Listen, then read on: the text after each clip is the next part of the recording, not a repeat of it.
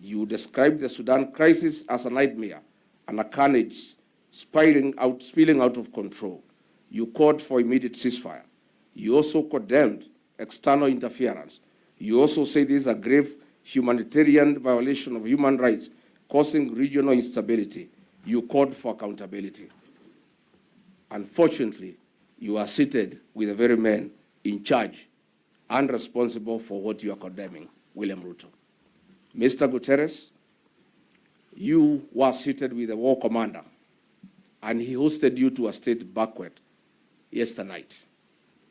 You cannot talk about normalizing situation in Sudan when you are hosted by the commander and the men responsible for insecurity in the region.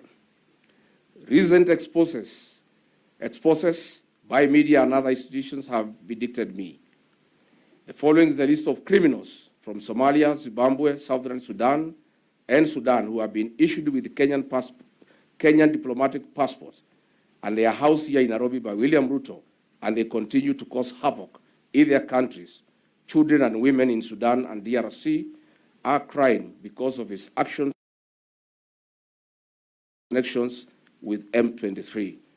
The media will be giving you a list of criminals, national criminals, most facing sanctions, drug traffickers that have been issued by passports. The worst minister for interior since independence. A man, for the right price, will sell the world. We'll be giving you that at least so that you can also cross-check that. The world must know that Kenya is an international and destination as well. In Mr. Ruto's cabinet sits 2 drug barons,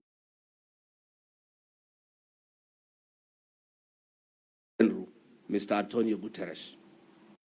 In Russia and Ukraine, as of May 2026, over 1,000 Kenyans are estimated to have been lured into fighting for Russia in the Ukraine war. In deaths reported, many are tricked by force.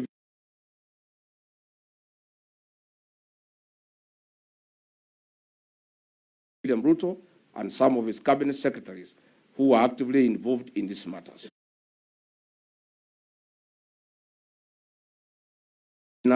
Of this atrocity must face the law.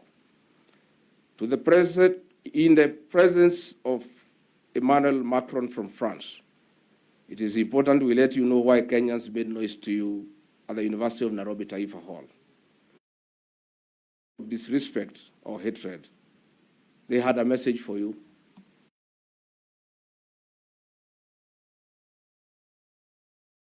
To French farms to a tune of Kenya shilling 7 billion being proceeds of crime, as their children are not in school and they have no food on the table. Mr. Macron, on September 30, 2020, other President Uhuru Kenyatta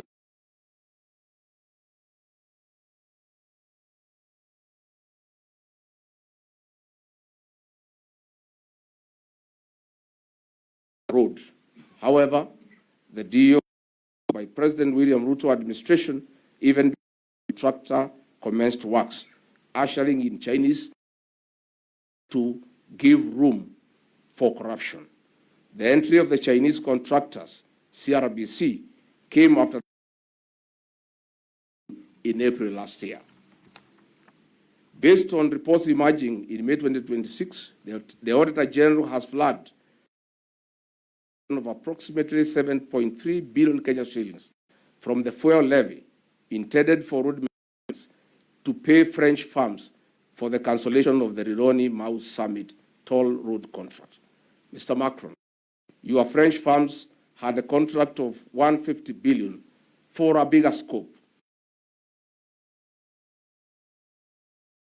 200 billion on a smaller scope, creating a 50 billion fund for corruption by William Ruto and the Chinese contractors.